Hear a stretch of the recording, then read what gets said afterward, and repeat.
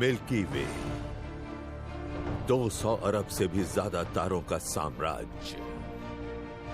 पृथ्वी हमारा घर है, सूर्य हमारा सितारा है और मिल्की वे हमारी गैलेक्सी है। यही है हम और ये है हमारा घर। लेकिन ये सब आया कहां से? आखिरकार गैलेक्सीज बनती क्यों हैं? कुछ तो होता होगा, कुछ तो आपस में जरूर मिलता होगा। तो हमारी गैलेक्सी की जिंदगी कैसे शुरू हुई? नई शोध से एक अनोखे नायक का पता चला है। हमारी गैलेक्सी के केंद्र में एक विशाल ब्लैक होल है और ये ब्लैक होल सचमुच में विशाल है। बेशक ये चीज डरावनी है, लेकिन हमारी गैलेक्सी इस पर निर्भर है। क्या ये महाकाय, इस ब्रह्मांड को नष्ट करने वाला एक महान रचनाकार भी हो सकता है? क्या एक ब्लैक होल हमारे घर मिल्की वे को बना भी सकता है?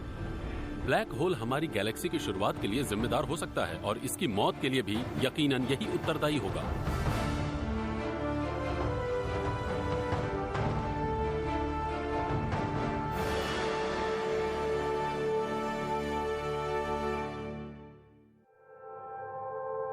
अगर आप ब्रह्मांड पर नजर डालें तो आपको हर तरह की गैलेक्सीज दिखाई पड़ेंगी। इनके अलग अलग रूप और आकार हैं।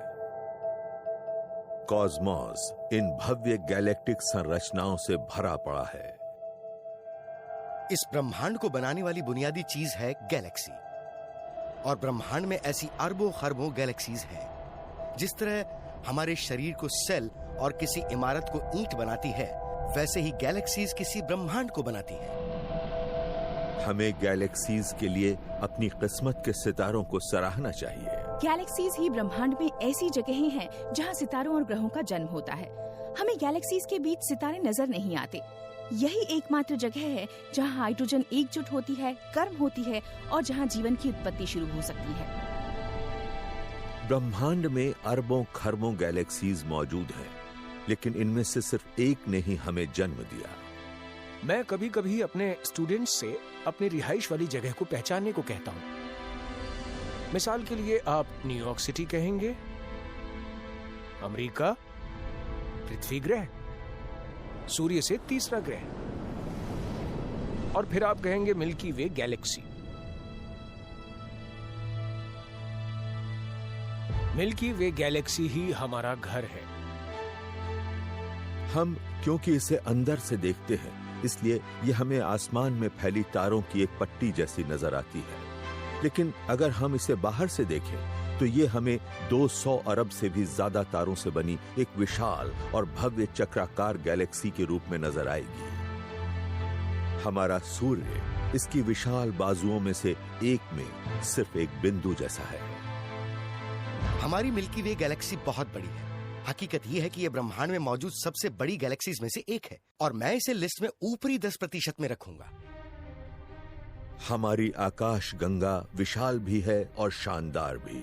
ये लंबे समय से अपने राज छिपाए हुए है। सबसे बड़ा सवाल यह है कि इसका निर्माण कैसे हुआ। दांव पर सिर्फ हमारी आकाश गंगा की उत्पत्ति से जुड़ा जवाब ही नहीं लगा है। इसके साथ तो हमारा सोलर सिस्टम, हमारा सितारा सूर्य और खुद हमारी उत्पत्ति भी जुड़ी हुई है। मिल्की वे का अतीत और ये पूरी दास्तान हमें बताती है कि आज हम कहाँ हैं और हम कौन हैं। तो मिल्की वे की रचना किसने की? आज हम जिस शानदार गैलेक्सी को देखते हैं, वैसी ये कैसे बनी? इस सवाल के जवाब के लिए हमें बिग बैंग के बाद वाले नवजात ब्रह्मांड तक का सफर करना होगा।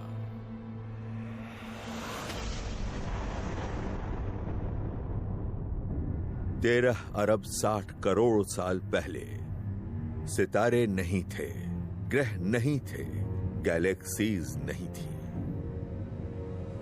जो शुरुआती ब्रह्मांड बिना किसी पहचान वाला था, वो इतना पेचीदा और दिलचस्प कैसे बना, जैसा कि आज अपने चारों ओर हमें नजर आता है।